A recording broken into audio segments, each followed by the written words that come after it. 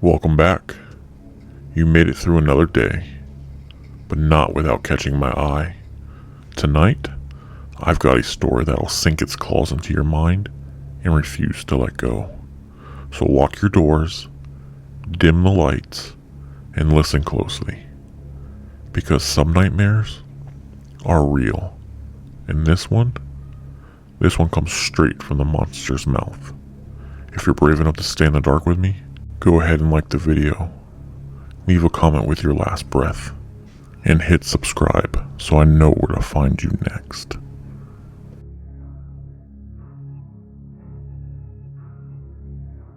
They all come running when they hear the jingle.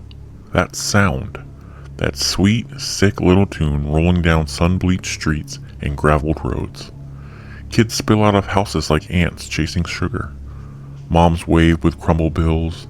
Teens wander up pretending they're too cool, but they always order. They don't know who I am behind the wheel. They don't care. To them, I'm just a guy handing out rocket pops and soft serve. But I see them. All of them. Every wrinkle, every bruise, every tear, every secret behind their doors. See, the thing about the ice cream man, he's not just a vendor. He's a witness. It started years ago when I first inherited this rusty white truck from my uncle. He died in it, right in the driver's seat, cone in hand. No one asked why. But when I stepped inside, I heard it. The truck spoke to me. Not in words, in memories. Each stain on the floor told a story.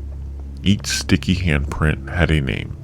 And somewhere under the freezer, I found bones. Tiny ones. In a photo, yellow and damp, of a child that never made it home. That's when I knew this truck had a hunger. At first, I fought it. I told myself I'd do the right thing. Sell bomb pops, smiles, make the kids happy. But the heat of July days boiled my patience.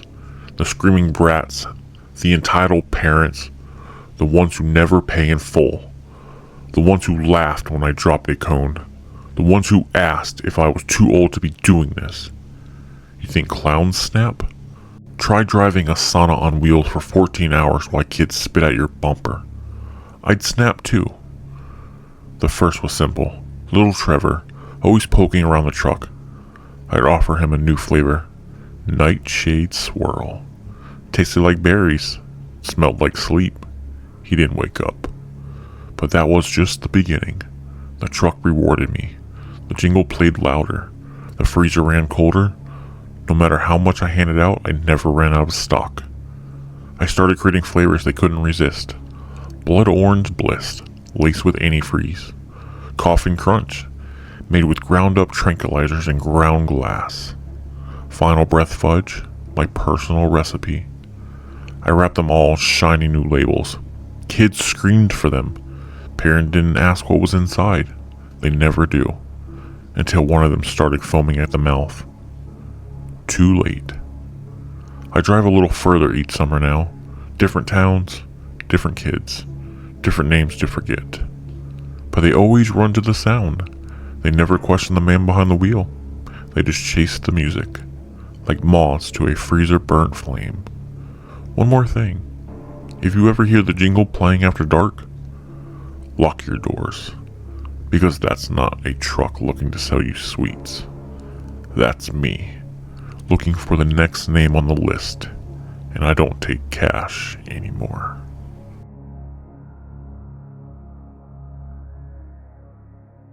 You made it to the end. Impressive. Most don't get that luxury. But don't breathe easy just yet. Survival isn't the same as escape.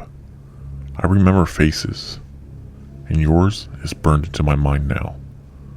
Sleep tight, and maybe the next story will be your story.